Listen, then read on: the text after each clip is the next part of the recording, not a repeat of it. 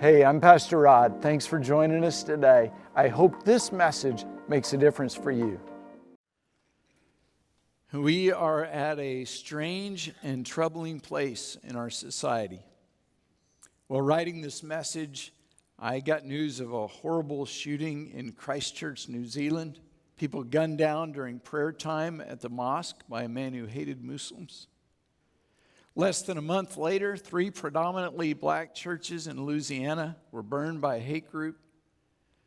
Hate is on all sides. Hate used to be a bad word. When I was a kid, I wasn't allowed to say that word. Not about anything. Not about lima beans, not about people. We weren't allowed to hate anyone, period. I hate you was a statement that drew immediate punishment. As a kid, I had 3 friends in my neighborhood, Chris, John, and Mike, and it seemed like in our little group of 4, there was always somebody on the outs. I remember when we had the Hate John Club, and then we had the Hate Chris Club, but then the one I really didn't like was the Hate Rod Club. It's a good thing my mom never found about that, because I would have become a charter member of the Hate Trying to Sit Down Club. Which the last time I mentioned getting spanked, true story, I called my mom the next day, and usually she says, Rod, that was such a good message. She said, Rod, we never spanked you. Pray for my mom.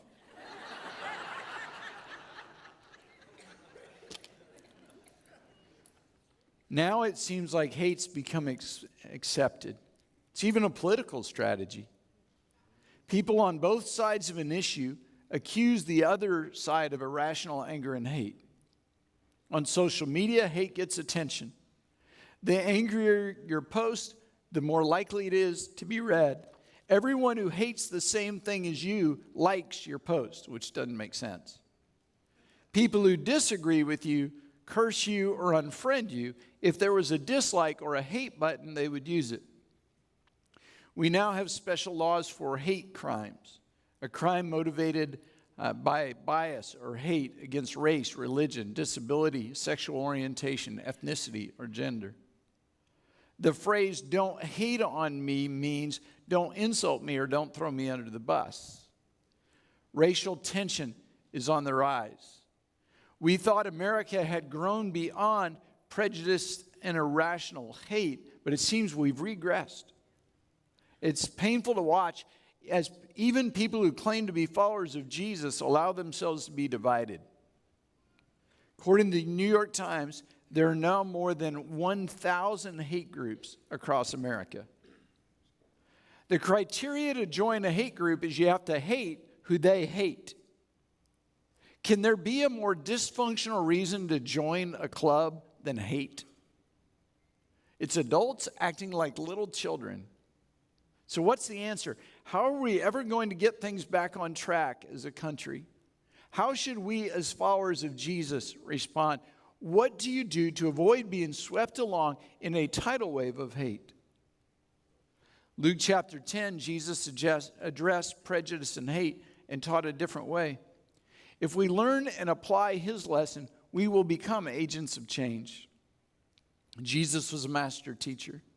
Jesus used characters and situations that were familiar to his audience and that people could quickly identify with.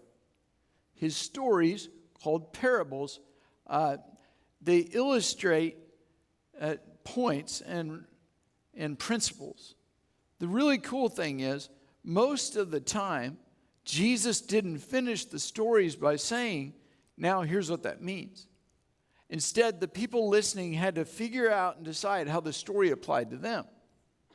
And you get to do the same thing. Read the story, decide what it means, how it applies to you, and what you should change. Today we look at a story found in Luke chapter 10, starting with verse 25. On one occasion, an expert in the law, that means a lawyer, stood up to test Jesus. The lawyer's motivation wasn't to learn, it was to catch Jesus in a contradictory statement. He wanted to prove he was smarter than Jesus and embarrass him in front of the crowd.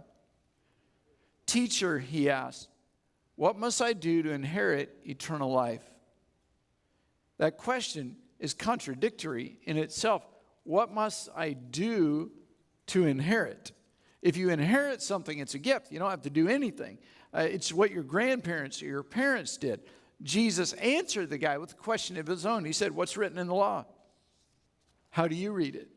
And now the lawyer is the guy on the spot in front of the crowd. He answered, love the Lord your God with all your heart, with all your soul, with all your strength, with all your mind, and love your neighbor as yourself. You've answered correctly, Jesus said. Do this and you'll live. The lawyer gave the right answer. He should have stopped there. But he wanted to justify himself. And let me just pause. Anytime your motive is to justify yourself, you're in trouble.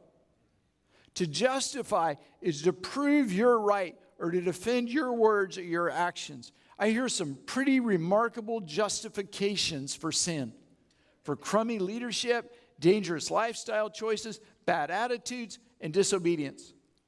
People twist Scripture or ignore God's instructions in an attempt to justify their own behavior. Here are some common things people say when they're trying to justify themselves. They say, well, after all, God wants me to be happy.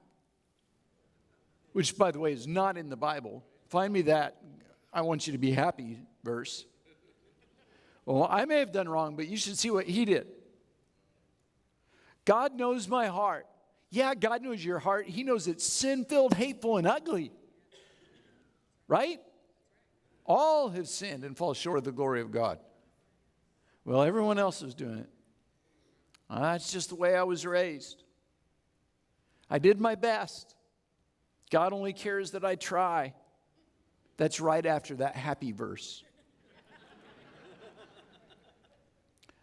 I had no other option. It's not like it hurts anyone. I really don't think God considers that a sin. The Bible doesn't exactly say that it is. People even try to justify prejudice. Well, if you'd experienced what I'd experienced growing up, you'd be prejudiced too. If you were around those people as much as I am, you wouldn't like them either. This guy wanted to justify himself, so he asked Jesus, and who is my neighbor? Who is my neighbor? Who do I have to include in that whole love your neighbor as yourself? Who can I keep out? Apparently, this lawyer's circle was pretty small, and he wanted to keep it that way. If he could get a definition of who he had to consider his neighbor, that would also let him know who he could avoid. And in response to that question, Jesus told a story, probably the best known parable of Jesus. And this is where we get the term, a good Samaritan. That label has changed over the years to where now it describes any loving and generous person. We have Good Samaritan laws. Organizations call themselves Samaritan or Samaritans. Good Samaritan is applied when someone rescues a kitten out of a tree or gives a ride to their neighbor. The term started with this story. Jesus said a man was going down from Jerusalem to Jericho, and everyone in that crowd knew the danger of the 22-mile road between Jerusalem and Jericho. Jericho was located on the edge of a mountain range, about 2,600 feet above sea level. That was Jerusalem. Jericho was in the valley through which the Jordan River flows, nearly 1,300 feet below sea level. The road from Jerusalem to Jericho was steep and dangerous. Robbers and bandits hid among the cracks in the caves. No one was safe on that road, so much so that that road became known as the Bloody Way. A man was going down from Jerusalem to Jericho when he fell into the hands of robbers. They stripped him of his clothes, beat him, and went away, leaving him half dead. This guy didn't do anything wrong. He was just walking. But at some point of his journey, robbers beat him and took everything they had. Clothing was very expensive in the ancient world. So losing not only his things, but also his clothes, meant he was in deep, deep trouble. And naked and bleeding, he was left to die in the hot sun. A priest happened to be going down the same road. When he saw the man, he passed on the other side. So to a Levite, when he came to the place and saw him, pass by on the other side. These religious leaders probably weren't bad guys, but when confronted with an obvious, evident need, they kept walking. And we're not told why they didn't stop. Maybe they were too busy. Perhaps they were afraid the robbers were still around. Maybe they assumed someone else would stop to help the man. Maybe they couldn't afford to help. Maybe they had needs of their own. The people make all kinds of excuses, but regardless, they just kept walking. They were preoccupied. They had more important things to do than to take care of one bloody man on the side of the road.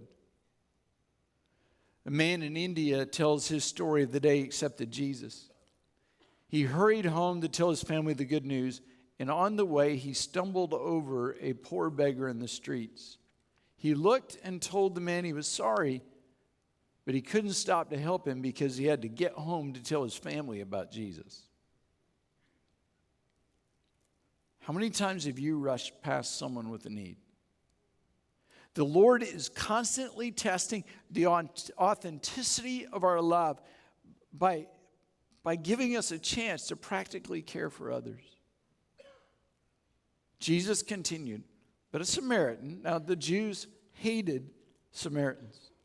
That hate had been handed down for generations. No one liked Samaritans. They were less than human. They were treated like dogs, like objects of extreme prejudice. Dr. Pat Knott, a member of our church, wrote a book about race and relationships titled The Search for Kumbaya. It's fascinating to read some of Pat's experiences as the object of a rational prejudice as a black girl growing up in Mississippi. Now, I didn't grow up in this part of the country. I grew up in a racially mixed community and a colorblind family. As a result, as a child, I never really encountered prejudice. And tears filled my eyes as I read my friends' stories. Listen to what Pat wrote. Whenever I went downtown with my mom or sisters in my early days, I would leave there with confusing and conflicting emotions. I soon learned the rules, however, and was able to accept that though they made no sense, it was the way things were. First, I had to learn that you did not speak to white people if you were black. It would not be considered polite. They did not want you to speak to them. Now, of course, you could speak if they initiated it. When you paid for your purchases, the white people really hated it when you touched their hand. That's why they threw your change on the counter or carefully dropped it in your outstretched palm. Pat writes about the first movie she ever attended. We headed out on foot for the walk downtown to the movie theater.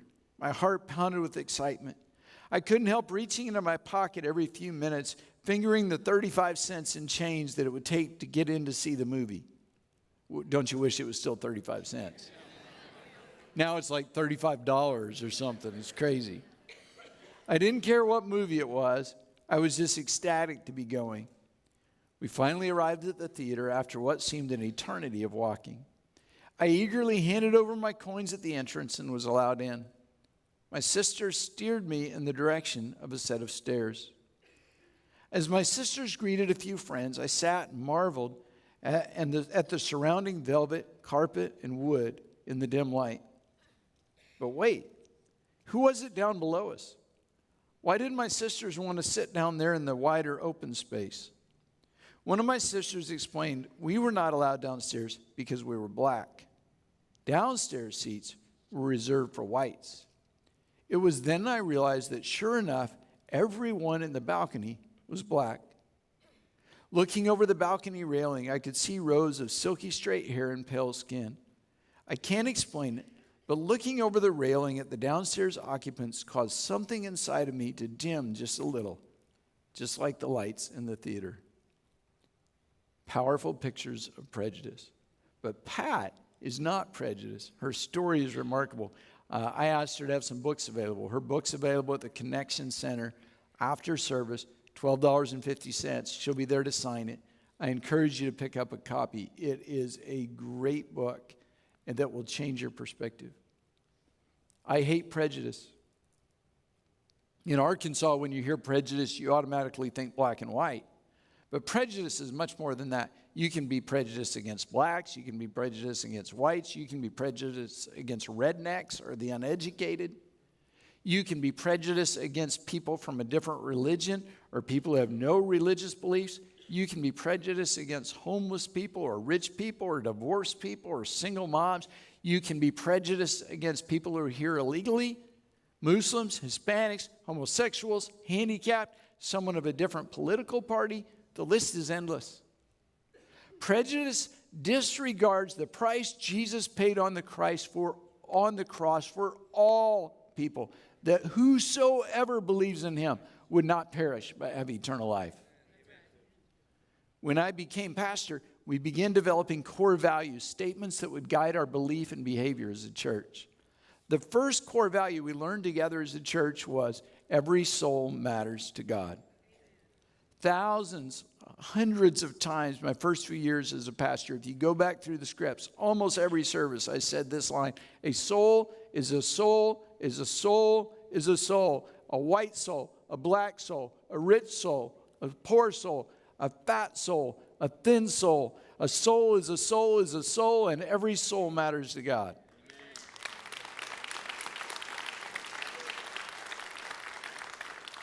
That is the opposite of prejudice. That's treating people with the value that God places on them. Maybe you felt like the Samaritan, hurting and alone.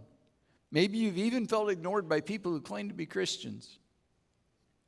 I want to apologize to you. Sometimes we get caught up in other things and we forget to prioritize hurting people. Other times, people who claim to be Christians show hate instead of love. Please know that those people don't represent Jesus or his church. Please don't judge us by people who don't embrace the message of Jesus. Jesus could have chosen anyone as the hero of his story, but he chose the Samaritan. See, this is a reverse prejudice story. The guy who represented everything they hated and despised acted in a way that represented everything they admired and respected. His actions reveal a powerful principle. Just because you've been hated doesn't mean you have to hate in return. Being a victim of hate doesn't mean you perpetuate hate. Samaritan, as he traveled, came where the man was. When he saw him, took pity on him. The leaders of society and religion, the priests and the Levites, didn't stop. They turned their heads, closed their eyes, kept on walking. But the hated of society, the Samaritan, took pity on the bloody traveler. He went to him, bandaged his wounds, pouring on oil and wine. Then he put the man on his own donkey, took him to an inn, took care of him. The next day he took out 2 silver coins, gave them to the innkeeper. Look after him, he said. When I return, I'll reimburse you any extra expense you may have. Not only did he take an entire day and night to help the man, he left money, 2 days' pay, for any additional care the man might need. In addition, he promised to return and pay for any other care. And that's it. That's the end of the story. Jesus wrapped it up with this question: which of these 3 do you think was a neighbor to the man who fell in the hands of the robbers? And the expert in the law replied, the one who had mercy on him. And you can imagine this long pause, and then Jesus said, go do the same thing. Not a suggestion, but a command. Go do likewise. And the encounter ends there. The guy had to figure out what it meant, and so do we. Life is filled with unexpected moments. You're constantly meeting people who need you and people you need. This is honestly where a lot of people get hung up. Instead of seeing opportunities to share Jesus, you see interruptions. Open your eyes. Bob Goff wrote, loving people the way Jesus did means living a life filled with constant interruptions. God will place you in the lives of people who are wounded when he wants to love them through you. Life becomes a great adventure when you freely give yourself away in every relationship and opportunity God presents. When you look at life that way, everything changes. People with needs are not a burden or an annoyance. They're opportunities to give what God's given you. In the same way, when you're wounded, God will send the people you need. When you're troubled or anxious, God will direct someone with the right word of encouragement or correction or help. Being available to God to be a spontaneous expression of his love, is one of God's great purposes. And I challenge you every morning to pray that way. Pray like this: Lord, put people in my path today that need you. Put people in my path that need me, that need the grace I've experienced, the love I have, and your encouragement. Oh God, help me to see beyond my ugly, sinful prejudice and see every person in my path today as someone who matters to you. Lord, enlarge my capacity to love, and today help me love my neighbor as myself. And I guess for me, the lesson of the parable of the Good Samaritan is summed up in one phrase: we can't ignore needy people.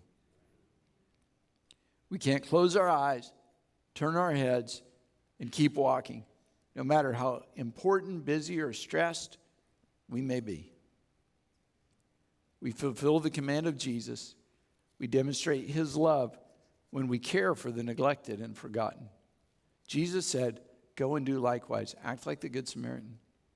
Find the bruised, the beaten, the battered, and minister to them. Treat them like your neighbor. Even more than that, treat them like someone you love, like part of the family. Say, so, Pastor Rod, what do you want us to do? You got to figure that out. What do you want me to change? Sorry, you got to figure that out. This command is true for you and me as individuals. It's also true for us as a church. We must continually reach out to those who are overlooked. The hurting, the helpless, the poor, and the hopeless matter to God. They must also matter to us. We need to act on that. Almost 3 years ago, God began to stir my heart for the city of Helena, West Helena. Helena, West Helena is a difficult city, a place with dwindling hope and growing problems. For the last 20 years, the city's been in a state of steady decline. If you've lived in Arkansas, you've read the stories. Crime, unemployment, and poverty are high. Businesses have left. Homes sit empty in a state of disrepair. 100 years ago, Phillips County, right there by Helena, West Helena, was the site of what most historians believe was the largest race riot in American history. 237 black people and 5 white people were killed. Hundreds of black people were detained. Many more were arrested. No white people were arrested or detained. There are deep seeds of racial division and unrest. Today, Helena, West Helena, 100 years later, still deals with racial tension. It's been described as a city without hope. When I shared what I sensed God speaking to my heart with our board and our leadership team, there was an immediate agreement that it was God's assignment for our church. We went to Helena, West Helena. We visited with the mayor, with city leaders, talked to everyone we saw. After our visit, I was increasingly convinced we need a strong, healthy church in Helena, West Helena. So we started praying that God would send us the right pastor at the right time. But the search has been difficult and frustrating. Twice, I thought we had the right couple. We had them, they were coming, but after visiting Helena, West Helena, they changed their minds. And it was after that I started sharing the need with many of you. We prayed it. It just felt like our prayers were hitting the ceiling. I knew Helena, West Helena was on God's heart, but nothing took hold. No one would go. At one point, my biggest point of frustration, I came home and talked to Cindy, and Cindy and I talked about leaving here and moving there. Because if no one else was willing, we would go. We knew anyone would come pastor a wonderful church like this, but no one would go there. Nothing worked. We refused to give up on the dream, God's dream. All the while, behind the scenes, God was working. There's one very, very small Assembly of God church in Helena, West Helena. 10 people are left. That handful of faithful people were committed to keep the church open. And Sunday after Sunday, they would say, hold on, keep believing, don't give up hope. They didn't know I was praying for a pastor. I didn't know they were praying for a pastor. 2 guys in that church, Terry and Randy, refused to give up. Every Saturday, they walked the 7 blocks around their church, praying over every home, praying that God would send revival to the city and a pastor. One of them was held up at gunpoint while mowing the church lawn. That didn't stop him. He just refused to quit. You kept praying. March of this year, we finally had a breakthrough. Quishan and Michaela Duvall were on staff at a church in Magnolia, and they sensed God calling them to Helena, West Helena. When one of my friends called me and told me that they felt called there, I asked one question: have they been? And he said yes. And I said, they still feel called? He said yes. I said, well, we want them.